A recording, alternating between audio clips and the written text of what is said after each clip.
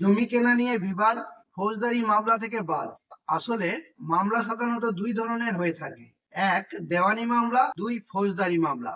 জমি সংক্রান্ত, ভাড়াটিয়া সংক্রান্ত, চুক্তি সংক্রান্ত বিষয়গুলি অর্থাৎ অপেক্ষাকৃত কম মারাত্মক প্রকৃতির অপরাধগুলি দেওয়ানি মামলার মধ্যে পড়ে এবং বেশিরভাগ ক্ষেত্রে ক্ষতিপূরণের মাধ্যমে সাজা প্রদান করা হয়ে থাকে।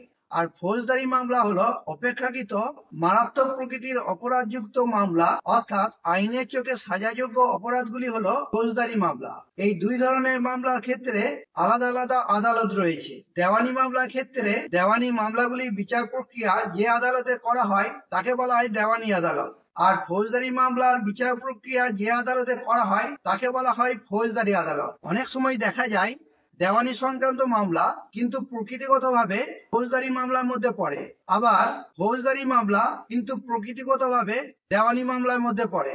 অনেক সময় মামলাকারী জলদি রিলিফ পাওয়ার জন্য বা বিপক্ষকে জব্দ করার জন্য দেওয়ানি ও ফৌজদারি উভয় মামলা করে থাকে, কিন্তু একই বিষয় নিয়ে দুই ধরনের মামলা সব ক্ষেত্রে করা যায় না। জমি কেনা বেচার এক মামলার রায়ে সুপ্রিম কোর্ট একথা স্পষ্ট করে দিয়েছে। সুপ্রিম কোর্ট তার রায়ে কি বলেছে সেই সম্পর্কে বিস্তারিত জানতে হলে ভিডিওটি প্রথম থেকে শেষ অবধি অবশ্যই দেখতে থাকুন। Welcome back to my YouTube channel legal help and advice Bangla.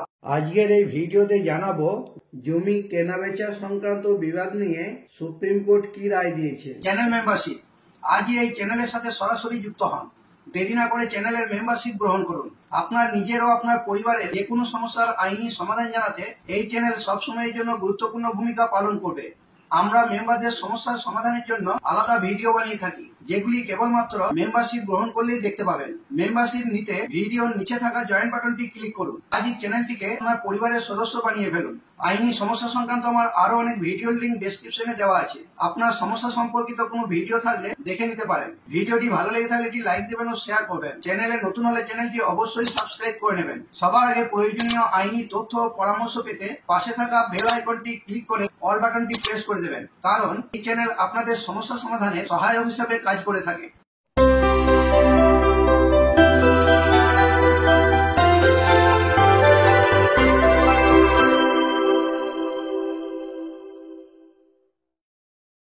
জমি কেনা বেচা সংক্রান্ত বিবাদ নিয়ে সুপ্রিম কোর্ট কি রায় দিয়েছে।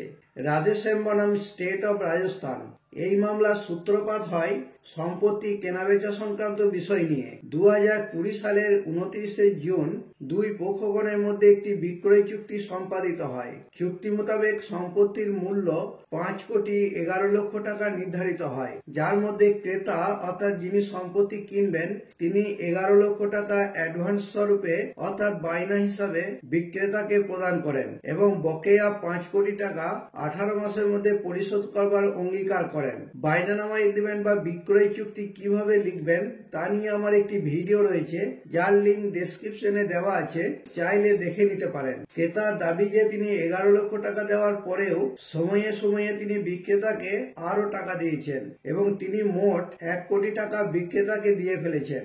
এখন ক্রেতা ও বিক্রেতার মধ্যে কোনো কারণে মতবিরোধ দেখা দিলে বিক্রেতা ক্রেতাকে সম্পত্তি বিক্রয় করতে অস্বীকার করেন। বিক্রেতা আর ক্রেতাকে সম্পত্তি বিক্রি করতে চান না। ক্রেতা তখন স্পেসিফিক রিলিফ অ্যাক্ট অর্থাৎ সুনির্দিষ্ট প্রতিকার আইনে বিক্রেতার বিরুদ্ধে উপযুক্ত দেওয়ানি আদালতে মামলা দায়ের করে। এরপরে ক্রেতা স্থানীয় থানায় বিক্রেতার বিরুদ্ধে ভারতীয় দণ্ডবিধির 406 ধারায় বিশ্বাসভঙ্গ ও 420 ধারায় প্রতারণা সংক্রান্ত এফআইআর দায়ের করে।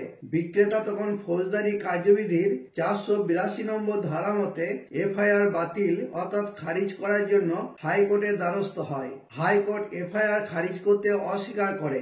হাইকোর্ট জানায় এই ধরনের ঘটনা অবশ্যই প্রতারণার শামিল। এছাড়াও এখানে আর্থিক তছরূপের মতো ঘটনা ঘটেছে, তাই এফআইআর খারিজ করা যাবে না। ক্রেতা এরপর সুপ্রিম কোর্টে আপিল করে। সুপ্রিম কোর্ট উভয় পক্ষের বক্তব্য শোনার পর জানায় যে ক্রেতা বিক্রেতাকে 1 কোটি টাকা বিক্রয় চুক্তি মোতাবেক দেওয়ার পরেও এবং বকেয়া টাকা দিতে সম্মত হলেও বিক্রেতা যদি সম্পত্তি ক্রেতার নামে রেজিস্ট্রি করতে অস্বীকার করে থাকে, তাহলে ক্রেতাকে দেওয়ানি আদালতে অর্থাৎ সিভিল কোর্টে স্পেসিফিক পারফরম্যান্সের মামলা করতে হবে, কারণ এটি সম্পূর্ণ দেওয়ানি দেওয়ানি মামলার বিষয়, আর ক্রেতা ইতিমধ্যে দেওয়ানি আদালতে এই মামলা দায়ের করেছেন, তাহলে এক্ষেত্রে ফৌজদারি মামলা করার কোনো অর্থ হয় না। এটাকে বলা হয় আর্ম টুইস্টিং মেকানিজম, অর্থাৎ অপরপক্ষের উপর চাপ সৃষ্টি করা। সুপ্রিম কোর্ট আরো জানায় যে ফৌজদারি মামলার ক্ষেত্রে অভিযুক্তের অপরাধিক উদ্দেশ্যকে দেখা হয়, কিন্তু এক্ষেত্রে বিক্রেতার কোনো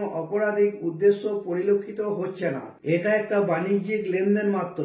বাণিজ্যিক লেনদেন চুক্তি কেউ ভঙ্গ করলে সিভিল কোর্টে স্পেসিফিক পারফরমেন্সের মামলা করতে হবে। সুপ্রিম কোর্ট স্পষ্ট করে দেয় যে কমার্শিয়াল ট্রানজাকশন আর ক্রিমিনাল ইন্টেনশনের মধ্যে তফাৎ আছে। বিশ্বাসভঙ্গ ও প্রতারণামূলক অপরাধ আর চুক্তিভঙ্গের অপরাধ এক নয়। ভারতীয় দণ্ডবিধি 420 ধারার মূল উপাদান হলো কোনো ব্যক্তি অসৎভাবে প্রতারিত করে বা প্ররোচিত করে যদি কারো সম্পত্তি হাতিয়ে নেয়। এক্ষেত্রে তেমনটা হয়নি। এই মামলার ক্রেতা সম্পত্তি কেনার উদ্দেশ্যে আপোষে সম্পাদিত বিক্রয় চুক্তি মোতাবেক বিক্রেতাকে টাকা প্রদান করে। এটা একটা বাণিজ্যিক লেনদেন চুক্তি মাত্র।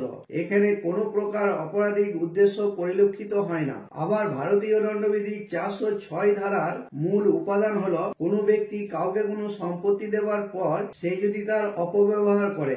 এই মামলায় এরকম কোনো ঘটনা ঘটেনি। এটা কেবল আর্থিক লেনদেন বা বাণিজ্যিক লেনদেন। এটা কোনো বিশ্বাসভঙ্গের ঘটনা নয়। এই মামলায় ভারতীয় দণ্ডবিধির 420 ও 406 ধারা প্রযোজ্য হবে না। এরপরে সুপ্রিম কোর্ট বিক্রেতার আপিল মঞ্জুর করে, হাইকোর্টের অর্ডার খারিজ করে দেয় ও বিক্রেতার বিরুদ্ধে করা এফআইআর বাতিল করে দেয়।